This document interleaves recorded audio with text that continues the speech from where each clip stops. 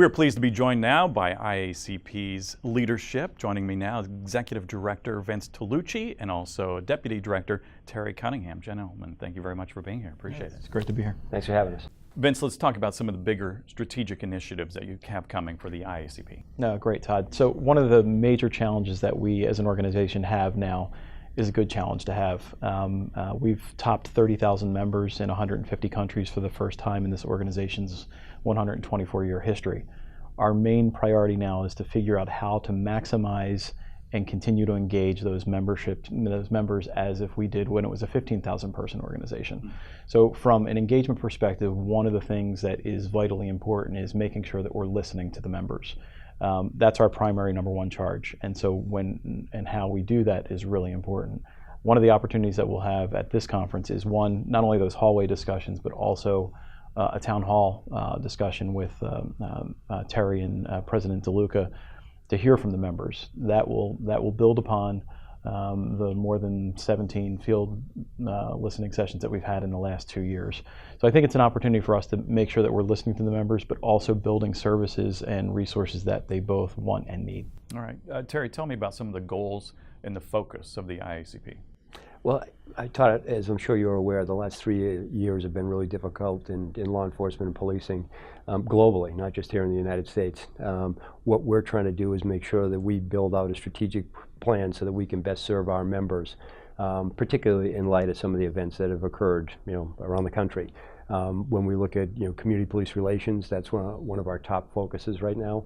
Have a number of initiatives where we've partnered with both the FBI and other federal agencies. Going dark, the encryption issue, clearly terrorism's on front and center for us.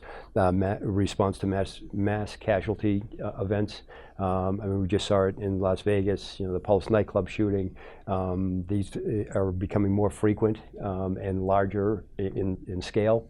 So it's really important for us to be able to focus on that and give our members the resources that they need to be able to respond to it, and the communities as well. You have a lot to respond to with all of those becoming more. Yeah, and I think what a lot of folks don't realize is that we are an international organization. Mm-hmm. So as Vince mentioned, we have 30,000 members. Well, right now we're in 150 countries. So it's not just focused here in the U.S. It's not just U.S. centric. So we're trying to deal with our membership, whether it's in the U.K., who face that threat of terrorism every single day, or our membership in any place around the world. And Terry mentioned one word that's really important that I want to make sure that we punctuate, and it's partnership.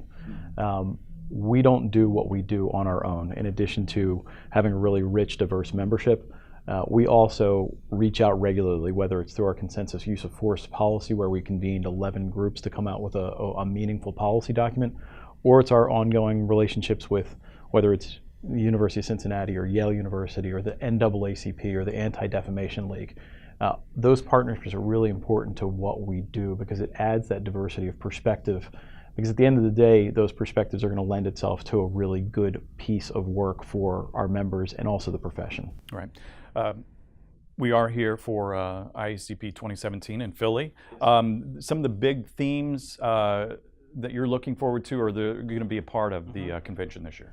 I think one is we have hundreds of workshops that's going to touch on anything and everything that a law enforcement leader may be facing in their jurisdiction, regardless of what that jurisdiction is in the world. We're going to hear from key policymakers. We're going to hear from the United States Attorney General Jeff Sessions, and we're also going to hear from the London Metropolitan Commissioner Cressida Dick about the challenges that they're facing with terrorism specifically. So from a theme perspective, we're trying to stay in front of the curve always. And so we're not doing a whole lot of retrospective stuff, but we're doing more things to look forward to on how to prepare them ably from when they go on from IACP 2017 in Philadelphia and they go back to their jurisdictions. They have items to have in their toolbox, whether it's community police relations or technology issues or terrorism. Terry, let me build on that. How hard is it to stay ahead of the curve when it comes to these things that you're talking about? Yeah, I mean, everything is coming at law enforcement so fast now. And one of the things that we've talked about, I know I talked about during my presidency, is everything seems to be laid at the feet of the police, whether it's mental illness, homelessness, joblessness, it doesn't matter. So for us to try and capture all those issues and provide the information that our members need so that they can go back to their agencies and do an effective job.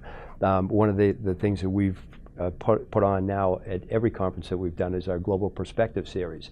So this really gives our members an opportunity to see the issues that they're facing. So for example, this year one of our Global Perspective series is how to find, hire, and retain the best, because one of the things that we've heard over and over again is a difficulty in recruitment and retention of good officers. And how do we diversify our agencies as well? So we're not only going to hear from chiefs that are doing some things cutting edge, we're also going to hear from our partners again in private industry who are going to be part of that panel.